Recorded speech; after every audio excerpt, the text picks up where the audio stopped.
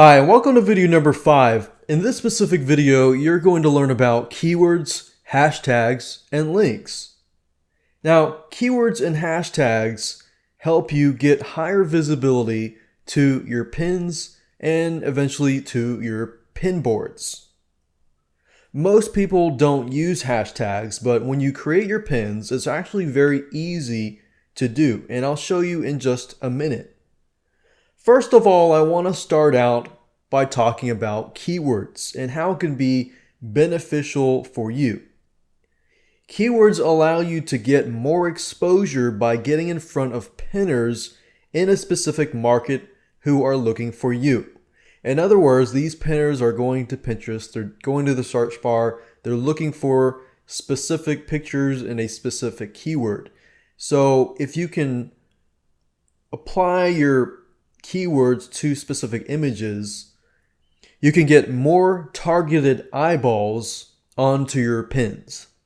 And it also will get ranked into the search engines. When you post a brand new pin, make sure that you use relevant titles or relevant keyword titles and informative keywords focused inside of the descriptions. So in other words, you need to know what kind of keywords you want to rank on beforehand. And you can use the Google keyword tool for free to do that.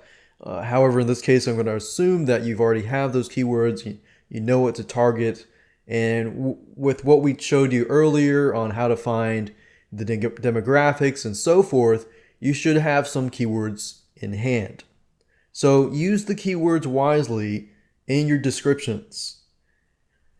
Another thing that you can use is whenever you repin other people's images, you can actually change or add the description with relevant keywords. Now, if you repin, you'll notice that most images don't have a description, or if they do, it could be improved. So this gives you the chance to improve it and make it even more targeted.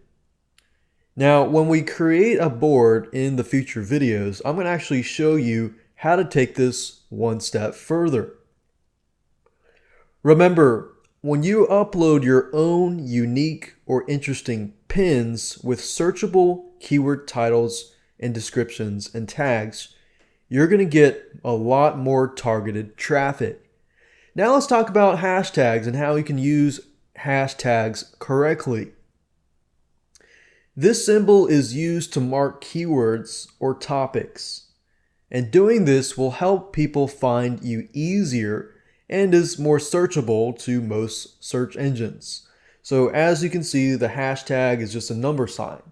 You put a number sign and then you put the keyword. So for example, if you included the hashtag number sign cupcake recipes in your description, people can click on the hashtag, and what's going to happen is the number sign cupcake is going to be highlighted as a link. And whenever somebody clicks on that, they are going to get pictures that relate to cupcakes. And this helps Pinterest find all of the pins related to that particular search term.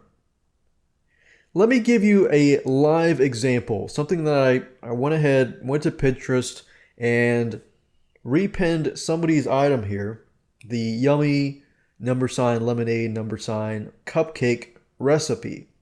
And I went ahead and repinned this onto a board that I created for recipes for cupcakes.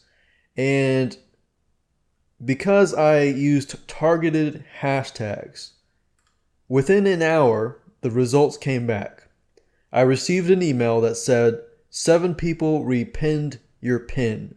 Yummy, hashtag lemonade, hashtag cupcake recipe, and 1 person liked it. And that was an hour later. I didn't do anything except for repin somebody else's pin.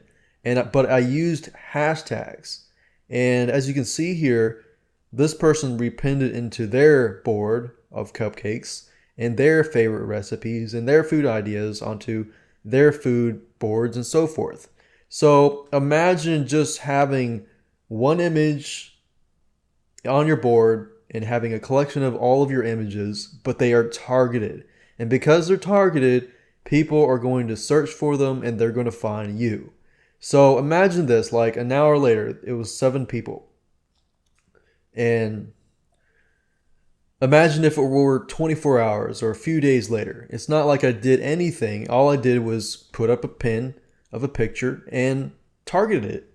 So as you can see, it's actually very, very powerful to use hashtags. Now, this is not rocket science. So remember, include # keyword in all of your pin descriptions, even the ones that you repin. Now let's talk about links. You can't really add a link to pins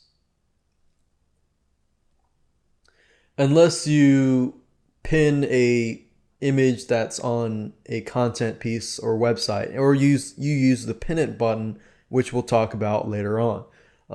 But in terms of links, only in your Pinterest profile description can you add a link to your website or to your Facebook page or your Twitter page. So if you don't have a website, that's fine. Go create a Facebook fan page. That's free. Or create a Twitter account. But you definitely want to include links, because depending on the market that you're targeting, if I'm targeting cupcake recipes, then I would probably want to include a link in my Pinterest profile description about cupcake recipes. As the more targeted you get, the more eyeballs you get to your site, then it's targeted and that's what they want.